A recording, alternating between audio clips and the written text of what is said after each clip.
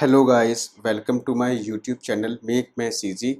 आज के इस वीडियो में हम डिस्कस करेंगे शब्दों के भेद के बारे में। इससे पहले के वीडियो में मैंने आपको हिंदी का सिलेबस का इंट्रोडक्शन बताया था कि हिंदी के क्या क्या सिलेबस से कौन कौन से क्वेश्चन पूछे जाते हैं। तो आपको अगर सिलेबस देखना है कि किस जगह से कितने क्वेश्चन आते हैं तो आप मेरा इससे पहले का वीडियो देख लीजिए हिंदी वाली प्लेलिस्ट में जा कर के। स्पेशली ये वीडियो जो है ये सुपर टेट 2020 के लिए है। ठीक है, सुपर टेट 2020 और भी कंपटीशंस हैं जो आने वाली हैं, जैसे यूपी टेट आगे आएगा या सी टेट आने वाला है और यूपी लेखपाल, सभी जो वेरियस कम्पिटिटिव एग्ज़ाम्स हैं उन सभी के लिए ये वीडियो बहुत ही ज़्यादा इम्पोर्टेंट है। तो चलिए स्टार्ट करते हैं। हम स्टार्ट करेंगे शब्दों के भेद से।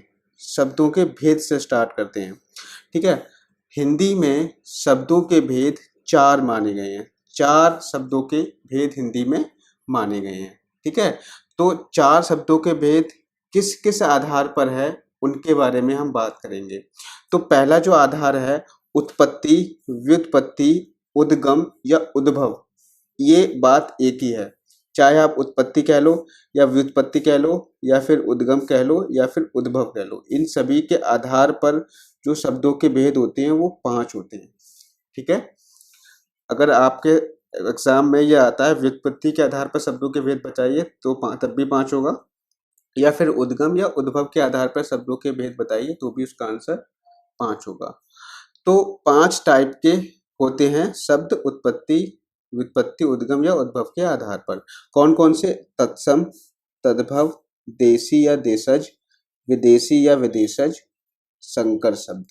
ठीक है, ये 5 टाइप के शब्द होते हैं। इनसे 7 से 8 जो क्वेश्चन बनते हैं पूरे शब्दों के भेद के टॉपिक से, हिंदी के एग्जाम में 7 से 8 क्वेश्चन पूछे जाते हैं अगर आपका पेपर 100 नंबर का आ रहा है तब। वैसे अगर आपका पेपर 30 नंबर का है तो ऑन एन एवरेज ये मान के चलिए 2 से 3 क्वेश्चन शब्दों के भेद से पूछ लिए जाते हैं।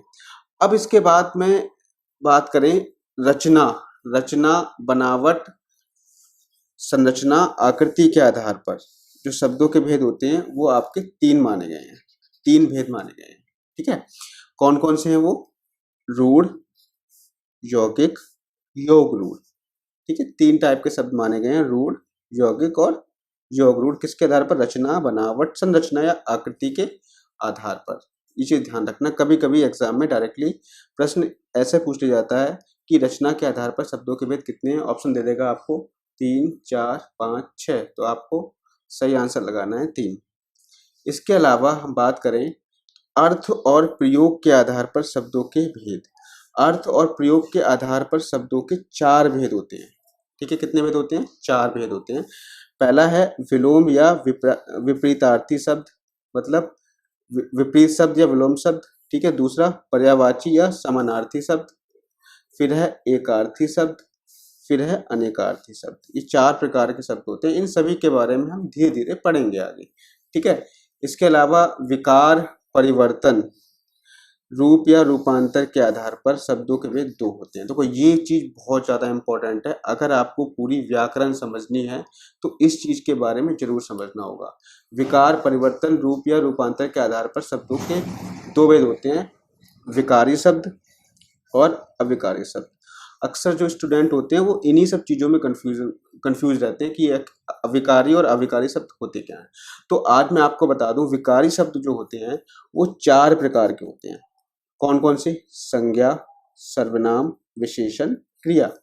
इन सब के बारे में आपने पढ़ा होगा, लेकिन आपको ये पता नहीं होगा कि ये विकारी शब्द होते हैं, या इसको पदबंध भी हम कहते हैं। तो विकारी शब्द 4 प्रकार के हो गए, संज्ञा, सर्वनाम, विशेषण, क्रिया। ये होते क्या? ये शब्द ही तो होते हैं, और इन शब्दों को कहा जाता है विकारी शब्द या पदबंध। हम आगे बात कर लें अविकारी शब्द। अविकारी शब्द भी 4 प्रकार के होते हैं, क्रिया विशेषण अव्यय, संबंध बोधक अव्यय, समुच्चय बोधक और विषम्य बोधक। इन सभी चारों के बारे में हम पढ़ेंगे आगे। ये भी बहुत इंपॉर्टेंट चीज है अगर आपको व्याकरण को समझना है। ठीक है, तो ये चीज़ें हो गई विकारी और अविकारी शब्द। विकार या परिवर्तन, रूप या रूपांतर के आधार पर दो भेद होते हैं। तो आज हम इस वीडियो में क्या पढ़ने वाले हैं? आज के इस वीडियो में हम पढ़ेंगे तत्सम और तद्भव के बारे में। तत्सम क्या होते हैं, तद्भव शब्द क्या होते हैं, उनको हम परीक्षा में कैसे पहचानेंगे। ठीक है, तो चलिए पहला हम स्टार्ट करेंगे तत्सम से। तत्सम शब्द क्या होते हैं आपके? ठीक है, तत्सम शब्दों के बारे में पढ़ेंगे। तो देखो तत्सम शब्द क्या होते हैं। तत्सम शब्द दो चीजों से मिलकर बना है, तत् प्लस सम। तत् मतलब होता है उसके, सम मतलब होता है समान। उसके समान, किसके समान? संस्कृत के समान। वे शब्द जो संस्कृत के समान प्रयोग किए जाते हैं उन्हें हम तत्सम कहते हैं। देखो डेफिनेशन तत्सम की इसी शब्द में छुपी हुई है, तत् प्लस सम। तत् मतलब उसके, सम मतलब समान। किसके समान? संस्कृत के समान। ऐसे शब्द जिनके जो सीधे संस्कृत से आए हैं और आज भी उसी रूप में प्रयोग किए जा रहे हैं, या हम कह सकते हैं संस्कृत के ऐसे शब्द जिन्हें हम ज्यों का त्यों प्रयोग में लाते हैं उन्हें तत्सम शब्द कहते हैं। जैसे अग्नि। अग्नि, अग्नि संस्कृत का शब्द है, ज्यों का त्यों हम हिंदी में इसको प्रयोग करते हैं। सूर्य, कार्य, क्षेत्र, रात्रि, ये सब क्या है? हमारे तत्सम शब्द होते हैं। और ज्यों जैसे ये संस्कृत में प्रयोग होते हैं उसी तरीके से हम इसको हिंदी में प्रयोग कर लेते हैं, ज्यों के त्यों। ठीक है, तो ये हमारे हो गए तत्सम शब्द। और भी हम ले सकते हैं, प्रकाश है, पत्र है, वायु है, ये सब चीजें जो है संस्कृत के समान हिंदी में प्रयोग होते हैं, तो उन्हें हम तत्सम कहते हैं। आगे हम बात करें तद्भव के बारे में। तो देखो तद्भव क्या होते हैं। तद्भव दो शब्दों से मिलकर बना है। कौन कौन से? तद प्लस भव। तत् प्लस भव, यहाँ पे तत् है, इसको तत् कर लेना, तत्, तत् प्लस भव। ठीक है, तो तत् का मतलब होता है उससे, और भव मतलब होता है उत्पन्न, जो उससे उत्पन्न। किससे उत्पन्न? संस्कृत से जो उत्पन्न हो। ठीक है, तो संस्कृत से जो उत्पन्न होता है उसे हम कहते हैं तद्भव शब्द। संस्कृत से उत्पन्न का मतलब क्या हुआ? संस्कृत में जो शब्द था उसको हमने अपने अनुसार उसमें परिवर्तन कर दिया, या हमारे जो पहले के पूर्वज लोग थे उन्होंने क्या किया, संस्कृत के कुछ शब्दों में अपनी भाषा में परिवर्तन किया था, उन्हीं शब्दों को हमने कह दिया तद्भव शब्द। ठीक है, तद्भव का मतलब ही होता है कि परिवर्तित होकर बने शब्द, या हिंदी में ऐसे शब्द जो निकले तो संस्कृत से ही हैं लेकिन उन पर प्राकृतिक अपभ्रंश, पुरानी भाषाओं के कारण वे शब्द बदल गए हैं। पुरानी हिंदी से गुजरने के कारण वे शब्द बदल गए हैं। ठीक है, तो उन्हें हम क्या कहते हैं? तद्भव शब्द कहते हैं। जैसे अग्नि। अग्नि मैंने आपको बताया था, अग्नि जो है आपका शब्द कौन सा है? किसका शब्द है अग्नि? अग्नि जो शब्द है वो तत्सम है, और उसका आग, आग क्या हो गया? तद्भव हो गया। सूर्य देख लो, तत्सम है, सूरज हम यूज करते हैं, तद्भव हो गया। कार्य तत्सम है, ठीक है, काज तद्भव हो गया। क्षेत्र तत्सम, खेत तद्भव हो गया। रात्रि तत्सम, रात तद्भव हो गया।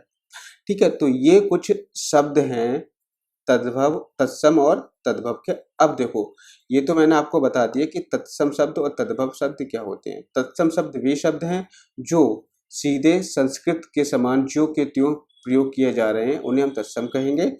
और जो संस्कृत से उत्पन्न हुए हैं और बाद में प्राकृतिक अपभ्रंश, पुरानी हिंदी से गुजरने के कारण परिवर्तित हो गए हैं, तो उसे हम क्या कहेंगे? तद्भव कहेंगे। अब समस्या ये आती है कि इनको पहचाना कैसे जाए परीक्षा में। ये तो हमने परिभाषा पढ़ ली, अब हम इनको परीक्षा में कैसे पहचाने उसके बारे में बात करें। तो अब हम सीखेंगे तत्सम शब्दों को पहचानना। तत्सम शब्दों को कैसे पहचाने? तो देखिए ये जो नियम मैं आपको बता रहा हूँ, ये जो नियम है 99.2% शब्दों पर लागू है। ऐसा नहीं है कि सभी शब्द इन्हीं नियमों को फॉलो करें, कुछ अपवाद भी होते हैं, लेकिन 99.2% शब्दों पर ये लागू होता है। ठीक है, शब्दों, तत्सम शब्दों की पहचान कैसे की जाए। ठीक है, ये चीज़ ध्यान रखना। अब देखो, पहला जो पॉइंट है वो ये है, जहाँ पर आधे व्यंजन शुद्ध व्यंजन या फिर स्वर रहित व्यंजन वाले शब्द आए, आधे व्यंजन शुद्ध व्यंजन या स्वर रहित व्यंजन वाले शब्द आए, उन्हें हम क्या कहेंगे, तो हम उन्हें तत्सम शब्द कहेंगे। जैसे अग्नि, अग्नि, अग्नि में देखो आधा व्यंजन है, और आधे गा में जो है आपका स्वर नहीं होता है। स्वर कहाँ होता है भाई, अगर स्वर लगा दोगे तो पूरा गा बन जाएगा, तो स्वर रहित व्यंजन भी इन्हें कहेंगे, शुद्ध व्यंजन भी इन्हें कहते हैं।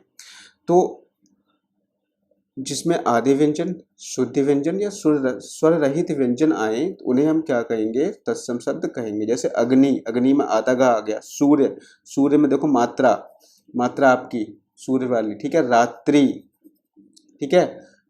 कार्य, ग्रह, ये ग्रह, ठीक है। एक तो ग्रह घर वाला होता है, एक ग्रह होता है जो ग्रह हमारे प्लैनेट्स होते हैं। तो ये हमारे क्या हो गए, तत्सम शब्दों की पहचान हो गई, आधे व्यंजन, शुद्ध व्यंजन और स्वर रहित व्यंजनों के आधार पर। अगला जो है वो है संयुक्त व्यंजन वाले शब्द। संयुक्त व्यंजन वाले शब्द कौन कौन से होते हैं, छा होता है, त्रा है, ज्या है, शा है, त्या है। तो ये शब्द जो संयुक्त व्यंजन वाले शब्द होते हैं, कोई भी शब्द हो, वो हमारा क्या कहलाएगा, तत्सम शब्द कहलाएगा। उसको आप पहचान लोगे। अगर आपके ऑप्शन में कोई भी संयुक्त व्यंजन वाला शब्द दिया गया है तो वो क्या होगा, तत्सम शब्द होगा। जैसे क्षेत्र हो गया, क्षत्रिय हो गया, विज्ञान हो गया, छात्र हो गया। देखो इन सभी में छा भी आ रहा है, त्रा भी आ रहा है, छा आ गया, ठीक है, ज्या आ गया, त्रा आ गया, श्री श्रा आ गया, विद्या द्या द्या आ गया, ठीक है। तो ये सब क्या होते हैं, आपके पहचाने जाएंगे किसमें, तत्सम शब्द में। अगला जो है विसर्ग वाले शब्द जो होते हैं, विसर्ग वाले शब्द भी आपके किसमें आ जाते हैं, तत्सम शब्दों में आ जाते हैं, विसर्ग वाले शब्द भी, ठीक है। जैसे प्रातः, प्राया, पुनः आगमन, दुख, अंत, अतः, एवं, ठीक है। तो ये शब्द जो आते हैं आपके, जो विसर्ग वाले शब्द जिसमें होते विसर्ग होते हैं, वो भी आपके क्या कहलाते हैं, तत्सम शब्द कहलाते हैं। इसके अलावा हलंत चिन्ह वाले शब्द जो होते हैं, हलंत चिन्ह वाले शब्द, हलंत तो आप जानते ही होंगे। जैसे ये जो ना बना है, तो ना में नीचे हमने एक डंडा लगा दिया, इसे हम हलंत कहते हैं, डंडा जो लगा हुआ है इसको, ठीक है। तो पाठ्य, ठा, ठा में देखो हलंत लगा है। मिट्टी, मिट्टी देखो, मिट्टी को हम दो तरीके से ले सकते हैं, या तो टा के नीचे टा बना दो, ठीक है, या फिर आप हलंत लगा करके पूरा टा बना दो, तो ये हो गया मिट्टी। वरन, विद्वान, द्वारा, ठीक है। ये सब जो है हलंत वाले जितने भी शब्द होते हैं वो आपके तत्सम शब्दों में पहचाने जाते हैं, ठीक है। इसके अलावा अनुस्वार, अनुस्वार चिन्ह वाले शब्द, अनुस्वार क्या होता है, अनुस्वार, इसको हम अनुस्वार कहते हैं। ये जो होता है इसको हम क्या कहते हैं, अनुस्वार कहते हैं इसको, ठीक है। तो यहाँ पर आपको, जैसे ये है अंक, अंक पर देखो एक डंडा लगा है, ऊपर क्या है, बिंदी लगी हुई है, अंक। संख्या, संविधान, संजय, अंकित, संस्कृति, ये सब क्या हैं, ये आपके तत्सम शब्द कहलाएंगे। क्यों, क्योंकि इसमें अनुस्वार लगा हुआ है। इसके अलावा जो संधि वाले शब्द होते हैं, संधि वाले शब्द, ठीक है, जो संधि करके बने हुए हैं, जैसे हिमालय, हिम प्लस आलय, भावार्थ, भाव प्लस अर्थ, दीपावली, नरेंद्र, नर प्लस इंद्र, धर्मेंद्र, धर्म प्लस इंद्र। तो ये सब जो संधि से, संधि करके जो शब्द बने हुए हैं, उन्हें भी हम क्या कहते हैं, उन्हें भी हम तत्सम शब्द कहते हैं, ठीक है। अब देखो समास वाले, वे शब्द जिसमें एक शब्द संस्कृत का हो, समास वाले शब्द भी जिसमें एक शब्द संस्कृत का होना चाहिए, ये ध्यान रखना। जैसे राजपुत्र, राजपुत्र समास है, समास मैं आपको पढ़ाऊंगा, ठीक है। तो वैसे भी आप थोड़ा बहुत तो जानते ही होंगे समास के बारे में, आपने पहले पढ़ भी रखा होगा। तो राजपुत्र, राजपुत्र का मतलब, अब इसमें पुत्र देखो, पुत्र एक संस्कृत का शब्द है, ठीक है, पुत्र संस्कृत का शब्द है। तो समास वाले वे शब्द जिसमें एक शब्द संस्कृत का हो, वो आपको क्या कहलाएगा, तत्सम कहलाएगा। संस्कृत के उपसर्ग से बने शब्द जैसे प्रतिवर्ष, आजन्म, निर्धन, दुस्साहस, दुष्परिणाम। संस्कृत के उपसर्ग, अब देखो संस्कृत, जब मैं आपको उपसर्ग वाला चैप्टर पढ़ाऊंगा तो उपसर्ग जो होते हैं आपके, संस्कृत के उपसर्ग होते हैं, हिंदी के उपसर्ग होते हैं, उर्दू के उपसर्ग होते हैं और आपके अंग्रेजी के उपसर्ग होते हैं। संस्कृत में उपसर्गों की संख्या कितनी होती है आप नीचे कमेंट करके बताओगे, ठीक है। तो संस्कृत के जो उपसर्ग होते हैं, ठीक, तो उस या फिर हम ये कह सकते हैं समास वाले वे शब्द, ये तो हो गया आपका। हाँ, संस्कृत से उपसर्ग से बने शब्द, मतलब जैसे प्रति, प्रति के उपसर्ग शब्द होते क्या हैं, जो किसी भी शब्द के प्रारंभ में जुड़ते हैं, जैसे प्रति, आजन्म, निर्धन, दुस्साहस, दुष्परिणाम। नि जो है आपका संस्कृत का उपसर्ग है, दुस जो है आपका संस्कृत का उपसर्ग है, ठीक है। प्रति या आपके संस्कृत का उपसर्ग है। तो ये अगर संस्कृत के उपसर्ग से कोई शब्द बन रहा है तो वो आपका तत्सम शब्द कहलाएगा। इसके अलावा संस्कृत के प्रत्यय से बने शब्द, संस्कृत के प्रत्यय से बने शब्द जैसे पठनीय, अनीय प्रत्यय, गत्वा, त्वा, पूजनीय, तो जो संस्कृत के प्रत्यय होते हैं उनसे भी बने शब्द क्या होते हैं आपके तत्सम होते हैं। संस्कृत की क्रिया से बने शब्द जैसे पठ, गम, ये क्या है, पुज, ये क्या है आपकी संस्कृत की क्रिया होती है, ठीक है। इसके अलावा क्लिष्ट या कठोर, जटिल वर्तनी व उच्चारण वाले शब्द जैसे शुश्रूषा, बहुत कठिन वर्तनी जिनकी होती है, अंत्याक्षरी, आशीर्वाद, उज्ज्वल, ठीक है। इन शब्दों को पहचानने के लिए आप ये देखोगे कौन सा कठोर जटिल वर्तनी वाला शब्द है। जो जटिल या कठोर वर्तनी वाले शब्द भी हमेशा क्या होते हैं आपके तत्सम शब्द होते हैं, ठीक है। 99.9% जो शब्द होंगे वो आपके तत्सम शब्द होंगे जटिल वर्तनी वाले। भाई 1% तो 0.1% तो कुछ भी हो सकता है, उसको हम नहीं कह सकते, वो तो अपवाद होता है। फिलहाल आगे देखो, हिंदू धर्म व हिंदू संस्कृति व संस्कार का बोध कराने वाले शब्द जैसे ब्राह्मण, क्षत्रिय, वैश्य, शूद्र, ये क्या होते हैं, ये सारे आपके तत्सम शब्द होते हैं, ठीक है। जैसे ब्राह्मण हिंदू धर्म का, ठीक है, क्षत्रिय हिंदू धर्म का, वैश्य, ये सारे क्या हैं हिंदू धर्म को का बोध कराने वाले शब्द या संस्कृति का बोध कराने वाले शब्द हैं, इन्हें हम तत्सम शब्द में लिखेंगे। इसके अलावा जिन शब्दों का कोई तद्भव रूप ना हो, कोई भी तद्भव रूप ना हो जिन शब्दों का, उन्हें हम क्या कहते हैं तत्सम शब्द कहते हैं, ठीक है। और देखिए इसके अलावा जिन शब्दों का प्रयोग आधुनिक समय में बहुत कम हो रहा है जैसे निर्धन, आप देख रहे हो निर्धन तो बहुत कम लोग प्रयोग करते होंगे, गरीब ज़्यादा प्रयोग करते हैं, ठीक है। तो गरीब नहीं है, गरीब को तो मैंने एक एग्जाम्पल के तौर पे यहाँ लिख दिया है। निर्धन जो है, निर्धन आपका क्या है तत्सम शब्द है, लेकिन गरीब नहीं है, गरीब आपका तद्भव में आ जाएगा। क्यों?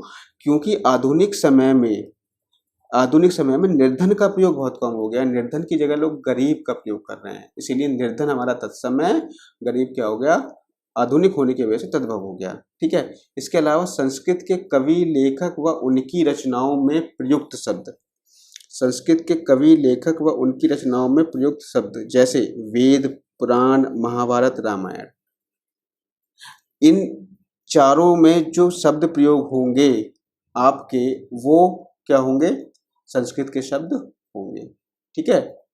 जो संस्कृत के कवि हैं या लेखक हैं उनने जो रचनाएं लिखी हैं अपनी, ठीक, तो उन्हीं में जो शब्द प्रयोग होंगे वो मोस्टली क्या होंगे तत्सम शब्द होंगे, ठीक है। वेद के बारे में तो आपको पता ही है, वेद में तो 4 प्रकार के होते हैं, ऋग्वेद, सामवेद, यजुर्वेद और अथर्ववेद। इसके अलावा गायन किस वेद में है तो आपका सामवेद में है, ठीक है। अब देखो इतना आपने पढ़ लिया, तो आज के वीडियो में सिर्फ इतना ही रखते हैं, अगले वीडियो में हम तद्भव शब्दों की पहचान के बारे में आपको बताएंगे। आपको अगर वीडियो अच्छा लग रहा है तो अपने दोस्तों को शेयर करिए, सब्सक्राइब करवाइए, ज़्यादा से ज़्यादा सब्सक्राइब करवाइए, जिससे कि मुझे और भी वीडियो बनाने के लिए मोटिवेशन मिले। मिलते हैं नेक्स्ट वीडियो में। Thank you, have a nice day.